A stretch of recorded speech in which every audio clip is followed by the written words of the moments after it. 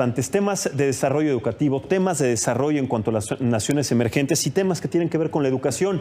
Le doy la bienvenida a Luis Chiva Ramayoni. Él es especialista en educación y presidente del Instituto Kumon para México, Centroamérica y el Caribe, quien nos va a platicar sobre las deficiencias, desafortunadamente, en materias como matemáticas, inglés, lectura, entre otras, que presentan, escucha esta cifra, 8 de cada 10 alumnos en nuestro país y también diferentes naciones de Centroamérica.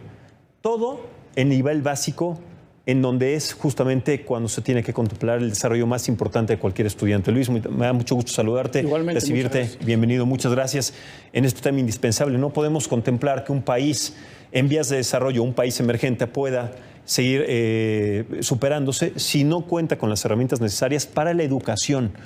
Cuéntanos sobre las cifras porque son sumamente preocupantes, sobre todo en matemáticas, en inglés, en lectura, en diferentes materias, que entre 10 alumnos, 8 tienen serias deficiencias. Muchas gracias, Max, por invitarme a tu programa. Es un tema realmente muy importante, la educación, como mencionas. Y pues nosotros, como Grupo Kumon, en México aplicamos test de diagnóstico, le llamamos test de diagnóstico a miles de alumnos de modo gratuito. Y en estos, analizando los resultados, vemos que hay un rezago de casi 2 a 4 años. Estos generalmente, bueno, sobre todo en las últimas instancias, quiero pensar, suscitados por la época de la pandemia, ¿no? Se han acrecentado durante la pandemia, pero siempre ha existido más o menos, desde antes de la pandemia, un rezago como de 2 años. Ahora está entre 3 y 4 años. Ahora, ¿cuáles tendrían que ser las consecuencias? Lo tenemos que hacer a mediano plazo. Ya no hablemos de un largo plazo ni un corto plazo. Un mediano plazo, que es cuando estos chicos tienen que pasar del nivel básico al nivel superior, cuando ya están empezando una carrera. ¿Cuáles son las consecuencias para un país y sobre todo para el desarrollo de estos alumnos, de estos chicos y sobre todo para las empresas que pretenden contratar a estas personas, ¿no? En el caso de las matemáticas, que es una ciencia que se va formando sobre las bases. Por ejemplo, para poder dominar las multiplicaciones tienes antes que haber dominado las sumas y las restas. Luego, después de dominar las sumas y las restas, recién podrías dominar las multiplicaciones, las divisiones y así. Entonces, si no hay unas buenas bases, esto va a tener efectos negativos cuando los alumnos, por ejemplo, ingresen a la universidad. Primero, no van a tener la oportunidad de escoger la carrera que ellos deseen, porque por no saber matemáticas ya el rango, digamos, se reduce muchísimo.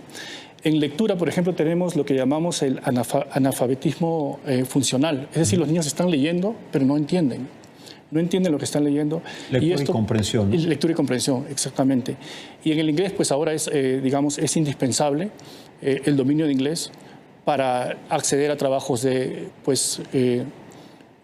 bien remunerados, acceder a trabajos con una mayor visión de futuro, digamos. Sí, sobre todo porque me parece que a partir de la pandemia y del acercamiento que se tuvo con las redes sociales, con la tecnología, en donde tenemos acceso y contacto con personas de otros países, el mundo globalizado y digamos que de alguna manera la interconexión que tenemos con otras naciones es indispensable para entender no solamente lo que sucede en nuestro país a partir de lo que sucede en el mundo, sino para canalizar nuestros problemas con las soluciones que otros gobiernos también le han dado a este problema. Tomando en cuenta esa premisa, Luis, ¿cómo han solucionado este problema países que estuvieron en una situación emergente y que pudieron ir desarrollando la educación de sus alumnos en estos aspectos? Por ejemplo, te puedo comentar el caso de Japón o muchos países de Asia, en la cual la educación no es vista solamente como una labor que debe ser realizada por el gobierno o por las escuelas. Es muy cierto que el sistema, por ejemplo, educativo en Japón es muy fuerte. El sistema, por ejemplo, estoy hablando del sistema público también. Pero básicamente la educación es vista como un trípode, un triángulo en el cual tenemos al gobierno, a las escuelas, tenemos al hogar, que debe participar muchísimo, y a las clases extraescolares, que es precisamente el área donde nosotros nos desarrollamos. Entonces, pareciera que un país que desarrolla a través de la educación solamente fue a través de su sistema formal, digamos, de su sistema educativo del gobierno, pero también es gracias a estas instituciones que ofrecen cursos extraescolares, extracurriculares. Claro, ¿qué podemos copiar nosotros, qué podemos imitar para que las generaciones de este rezago en chicos de estas edades puedan tratar de subsanar este problema, puedan mejorar en matemáticas, más allá de lo que tú dices de clases extraescolares, puedan tratar de solucionar este problema, porque muchas veces no existen los recursos, no existen las herramientas, la infraestructura en nuestro país a nivel educación es terrible, lo sabemos. Tomando en cuenta esto y la carencia que hay también en muchos casos de los padres de familia, ¿cuál es la solución que se le puede dar a cada uno de ellos? Sí. Primero es lo que te mencionaba, ¿cómo vemos a la educación? La educación tiene que ser una herramienta de desarrollo personal, de desarrollo como país, y tiene que ser vista también desde el punto de vista del hogar. ¿Cómo nosotros podemos en el hogar dar las condiciones a los niños para que puedan estudiar diariamente?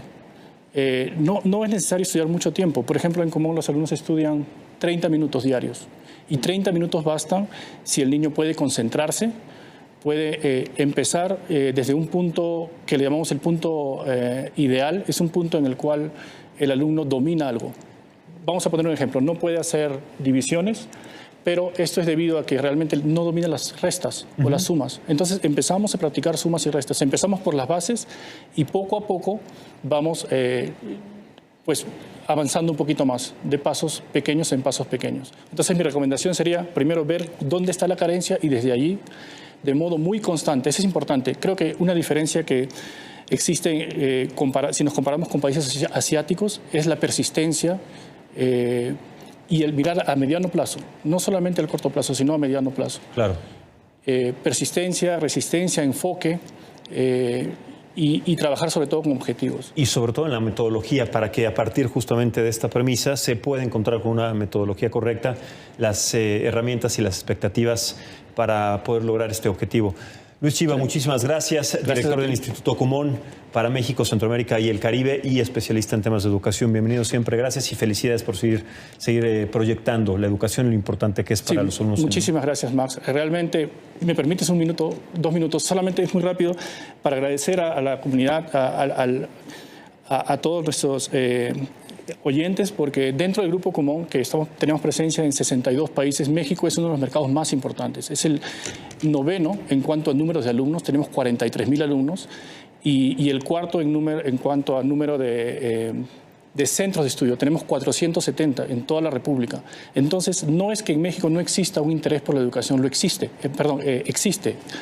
pero tenemos que seguir poniendo sobre el tapete este tema de la importancia de la educación para el futuro.